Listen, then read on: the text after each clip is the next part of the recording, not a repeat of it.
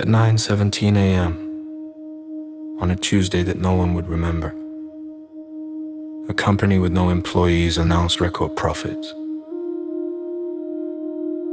There was no press conference, no ringing of bells, no triumphant CEO standing beneath a glowing stock ticker.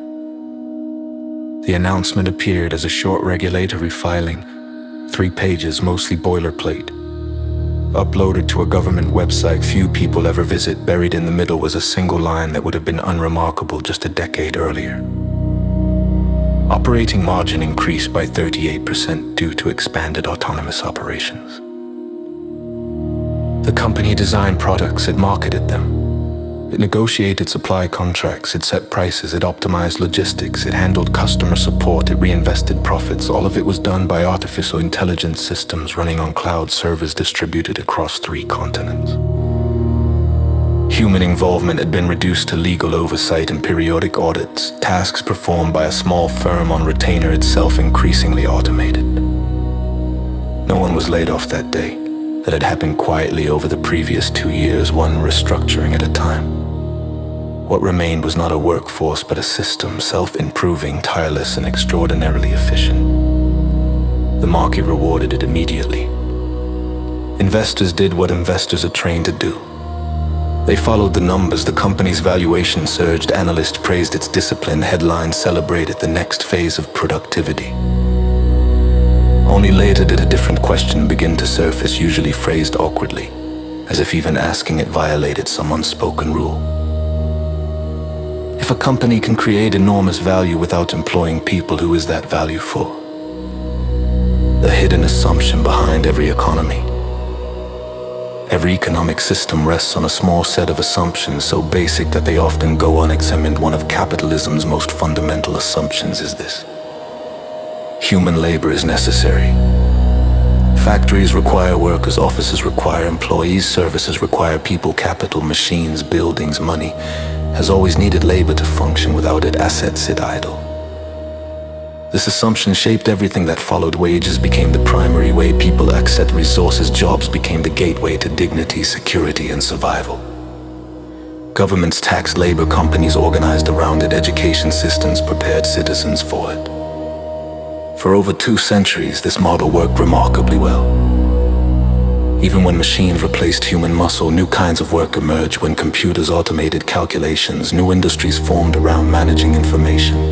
Each technological leap displaced some jobs but created others, reinforcing a widely held belief: technology may change work, but it will not eliminate it. Artificial intelligence challenges that belief at its core. Why this time is different? AI does not merely perform tasks faster. It learns, it adapts, it improves without rest. Unlike previous tools, it does not specialize narrowly. It generalizes, it writes, analyzes, predicts, designs, negotiates, and increasingly decides. Most importantly, AI does not demand wages.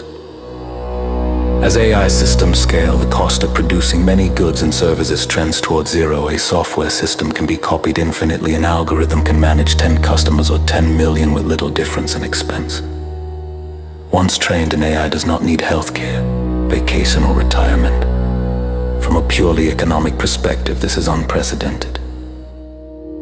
When labor becomes optional, the logic of the market begins to change. The quiet breakdown. At first, the effects are subtle. Productivity rises, prices fall, profits concentrate, companies grow leaner, employment declines in some sectors and expands in others. Policymakers reassure the public that transitions are underway and that new opportunities will emerge. But beneath these surface adjustments, a deeper imbalance forms. Capitalism depends on a cycle. Companies produce goods, workers earn wages, and consumers buy products. If wages stagnate or disappear, consumption falters. If consumption falters, growth slows. If growth slows, investment dries up. A system optimized for efficiency begins to undermine its own foundation. This is not the result of malice or conspiracy. It is the outcome of incentives operating as designed. No villains, no utopia. It is tempting to frame this moment as a battle between forces: workers versus machines, capital versus labor, progress versus humanity. That framing is emotionally satisfying and analytically useless. AI is not an enemy. Capitalism is not a moral failure. Both are tools, powerful ones that evolved under specific historical conditions. The question is not whether artificial intelligence should exist or whether markets should be abolished. The question is whether an economic system built around human labor can function when human labor is no longer central to production. So far, no society has answered that question at scale. Standing at the threshold. The transition unfolding now is not a single event, but a gradual shift. One that will feel invisible until it becomes unavoidable. It will not arrive with a declaration or a collapse. It will arrive through quarterly earnings reports, quiet layoffs, and software updates. Some will benefit enormously, others will struggle to understand what changed. This is not a prediction of catastrophe nor a manifesto for a particular ideology. It is an examination of a structural change already underway, one that challenges long-standing assumptions about work, value, and ownership. The age of labor scarcity is ending. What replaces it will define the next century. The engine that changed the world. Long before algorithms traded stocks in milliseconds or software wrote its own code, there was a simpler question every society had to answer. Who works and who benefits? The answer has never been static. It has shifted with technology, culture, and power. Capitalism did not emerge because it was fair or inevitable. It emerged because it worked better than what came before it. For a time. From land to labor. For most of human history, wealth came from land. If you controlled land, you controlled food. If you controlled food, you controlled people. Feudal economies revolved around ownership, obligation, and forced mobility was rare. Markets were limited. Innovation was dangerous. Then something remarkable happened. Trade expanded, cities grew, money replaced barter. Merchants, once marginal figures, became central value, slowly detached from land and attached itself to labor and exchange. This shift laid the foundation for capitalism, though no one called it that yet. The Industrial Revolution. The Industrial Revolution did not simply introduce machines. It reorganized society around a new principle: productivity. Steam engines multiplied human effort, factories centralized work. Time became standardized. Output became measurable. For the first time, a person's economic value could be quantified hour by hour. This was not a humanitarian advance.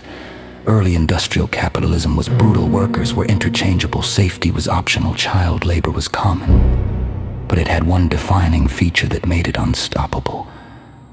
It produced more. Countries that embraced industrial capitalism grew richer, faster, and more powerful. Those that resisted fell behind. Markets outcompeted monarchies. Factories outpaced farms. Labor, not land, became the engine of wealth.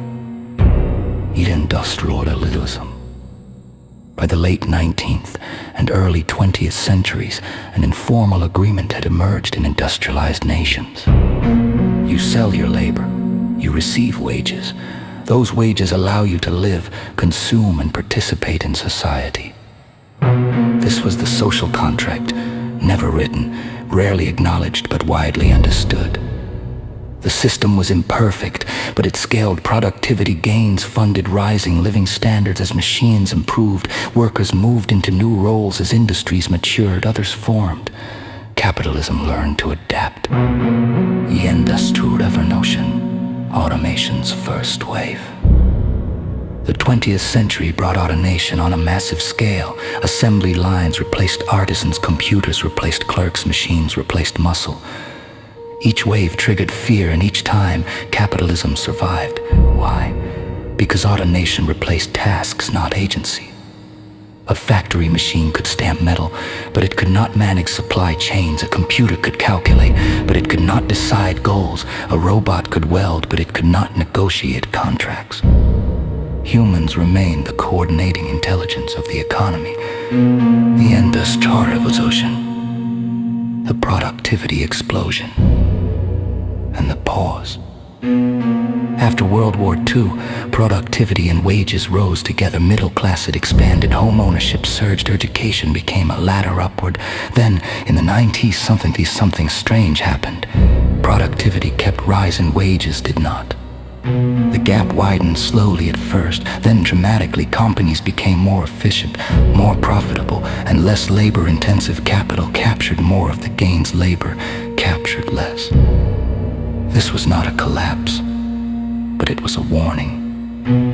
Real-world signal number one: manufacturing without workers.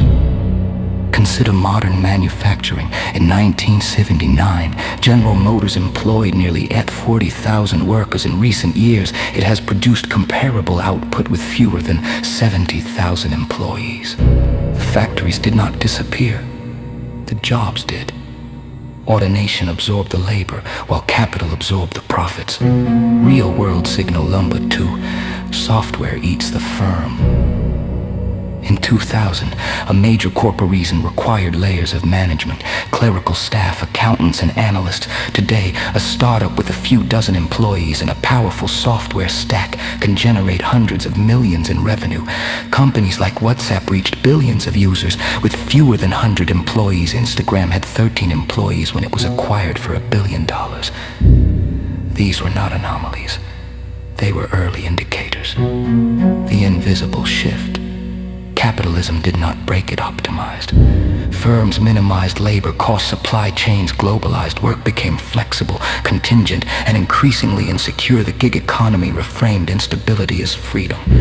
The system continued to function, but with growing strain. Still, human judgment remained indispensable. Decisions were complex, creativity mattered, strategy was human.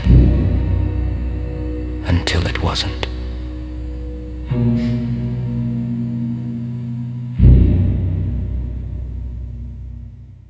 Artificial intelligence does not merely automate tasks. It absorbs decision-making itself. AI systems now set prices dynamically, allocate resources, optimize logistics, generate creative content, predict demand, evaluate risk, replace managerial oversight. The coordinating role humans once played, the role that preserved labor's value, is being automated away. This is the difference that changes everything. Real-world signal number 3: markets run by machines. Financial markets are now dominated by algorithmic trading. In some markets, over 70% of trades are executed by machines reacting to machines. No human understands the full system. No individual controls it, yet trillions of dollars move through it every day. This is not automation at the margins, it is automation at the core. The economic tension no one can ignore.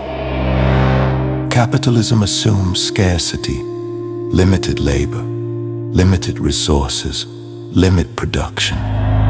AI erodes that assumption. When intelligence scales infinitely, labor stops being scarce. When labor stops being scarce, wages lose leverage. When wages lose leverage, consumption falters. The engine that powered modern capitalism begins to sputter, not because it failed, but because it succeeded too well. A system at the edge of its design. History shows that economic systems do not collapse when they stop working. They collapse when they stop making sense. Feudalism could not survive industrial production. Mercantilism could not scale global markets. Capitalism may not survive an economy where human labor is optional. What comes next is not predetermined, but it is unavoidable. This time is not the same. Every major tech revolution, right? With a familiar promise. This will make life easier. This will free people from drudgery. This will create new kinds of work. History appears to support the claim the plow replaced manual digging. The loom replaced hand-weaving, the computer placed filing cabinets and ledgers. Each time, the economy absorbed the shock and moved on. It is tempting, comforting, even, to believe artificial intelligence is simply the next chapter in that story. It is not. You assume. Tools that obey, minds that compete. Previous machines extended human capability. They amplified strength, speed, and precision. They were tools that obeyed instructions. Artificial intelligence competes with cognition itself. An AI system does not wait for commands in the way a lathe or spreadsheet does. It evaluates options. It predicts outcomes. It selects strategies. In some cases, it improves its own performance without direct human guidance. This distinction matters because capitalism evolved around a crucial assumption: that humans would always remain the primary decision makers in production. Once that assumption fails, the structure above it begins to shift. The law saved jobs. For years, economic security followed a rough hierarchy. Manual labor was most vulnerable. Routine clerical work followed. Creative, analytical, and managerial roles were considered safe. AI reversed the order. Algorithms now outperform humans in pattern recognition, statistical analysis, and optimization, skills once reserved for highly educated professionals. They write legal drafts, generate marketing campaigns, diagnose medical images, compose music, and manage portfolios. The work being automated today is not repetitive, it is judgment-based. Real-world signal went 4. Management without managers. In logistics, AI systems now schedule shipments, negotiate supplier pricing, and reroute distribution in real time.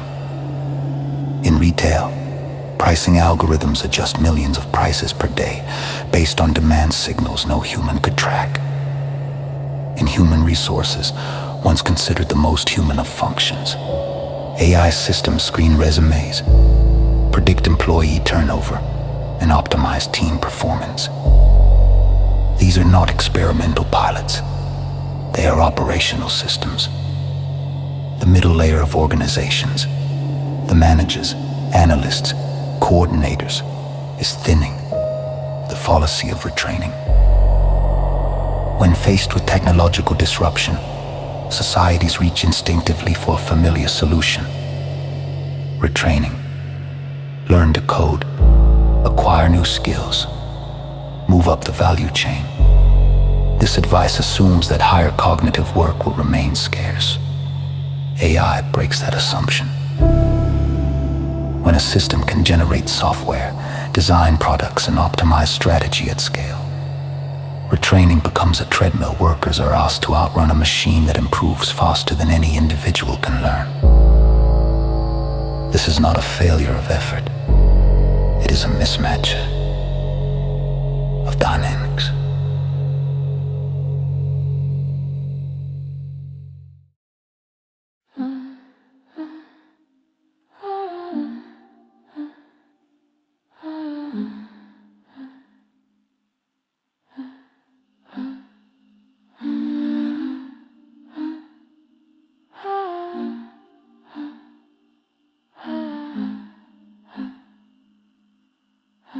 The speed of replacement.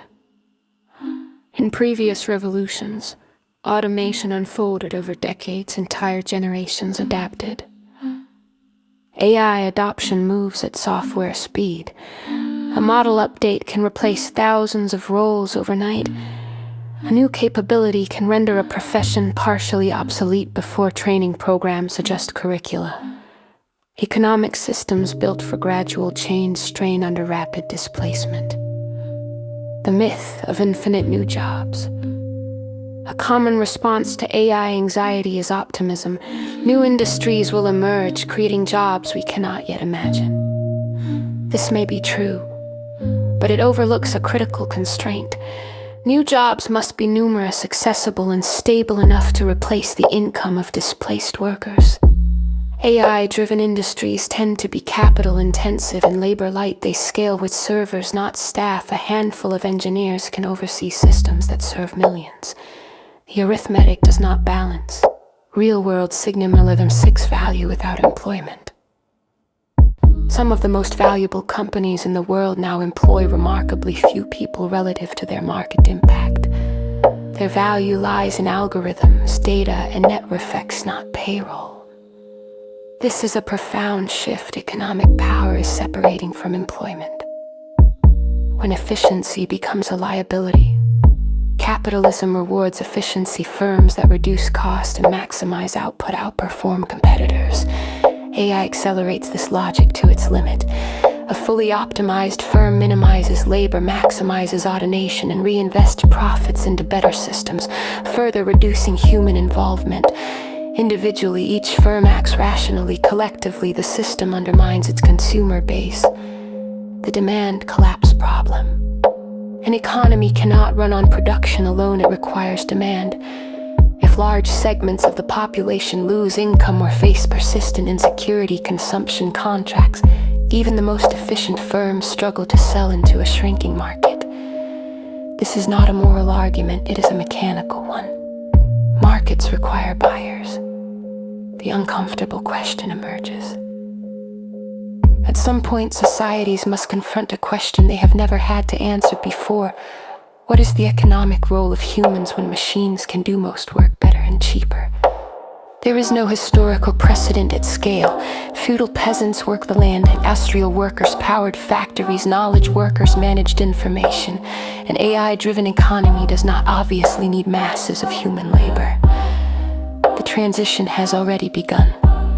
The shift will not announce itself. There will be no single invention, no decisive vote, no dramatic collapse. It will arrive as chronic underemployment, growing inequality, political instability, expanding public support systems, corporate profits detached from wages. The signs are already visible. Standing at the edge of abundance or exclusion, artificial intelligence carries two possibilities. One is unprecedented abundance, cheap goods, optimized services, and freedom from compulsory labor. The other is unprecedented concentration, wealth, power, and decision-making compressed into the hands of those who control the systems. Which future emerges depends not on technology, but on ownership, governance, and design. Those questions come next.